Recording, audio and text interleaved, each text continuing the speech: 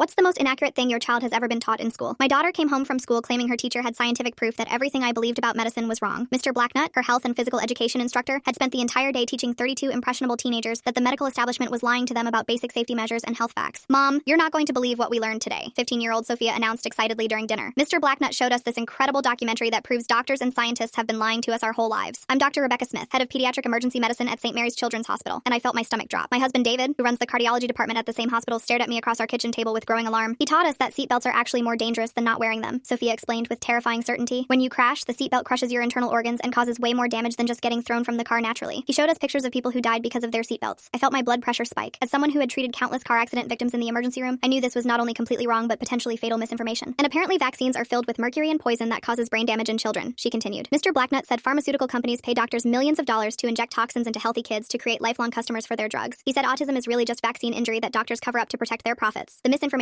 kept pouring out. I exchanged horrified glances with David. Oh, and he told us that girls can't actually do pull-ups because our muscle fibers are completely different from boys, Sophia added. He said trying to do pull-ups could damage our reproductive systems permanently, so we shouldn't even attempt them. That's why the gym requirement for girls is different and easier. I watched my athletic daughter, who had been on the track team since middle school and could easily do multiple pull-ups, suddenly question her own physical capabilities. And did you know that dinosaurs actually lived alongside humans just 6,000 years ago? Sophia continued excitedly. Mr. Blacknut showed us evidence that scientists have been hiding dinosaur fossils with human footprints to cover up the truth about evolution being completely fake. That night, after Sophia went to bed, David and I spent hours researching Richard Blacknut online. What we discovered was deeply disturbing. His credentials listed a bachelor's degree in physical education from 1985 and something called a natural wellness certification from an organization called Truth Health Institute that appeared to exist only as a poorly designed conspiracy theory website. Despite having absolutely no medical training, scientific education, or health-related qualifications whatsoever, Blacknut had been teaching health classes to high school students for over 18 years. His social media profiles were filled with shared articles from anti-vaccine groups, climate denial websites, flat earth conspiracy forums, and pseudoscientific wellness blogs. His Facebook page featured posts about chemtrails poisoning the population, government mind control through fluoride in drinking water, and claims that natural remedies could cure everything from cancer to autism. The next morning, I drove directly to Lincoln High School and requested an emergency meeting with Principal Margaret Davis. I brought comprehensive documentation, peer-reviewed medical journals, CDC safety data, Department of Transportation crash statistics, World Health Organization vaccination reports, and research papers from Harvard, Johns Hopkins, and Stanford about evidence-based adolescent health education. I spread the mountain of scientific evidence across Principal Davis's polished wooden desk and explained that Blacknut was systematically teaching students information that could literally kill them. Davis barely glanced at my carefully prepared documentation before sliding it back with obvious irritation. Dr. Smith, I understand your concerns as a medical professional, but Mr. Blacknut has been a beloved and valued member of our faculty for nearly 2 decades, she said in a patronizing tone. Students absolutely love his classes, and parents consistently rate him as one of their favorite teachers. He's simply presenting alternative viewpoints to encourage critical thinking rather than blindly accepting mainstream medical narratives. I felt my jaw clench as she casually dismissed life-threatening misinformation as alternative viewpoints. We believe strongly in intellectual diversity and exposing students to different perspectives on complex issues, Davis continued with a condescending smile. What you're presenting represents your viewpoint as someone working within the traditional medical establishment, but we value much broader educational approaches that challenge conventional thinking and encourage students to question authority. To see how I got Mr. Blacknut fired, watch the full story on my channel or linked below.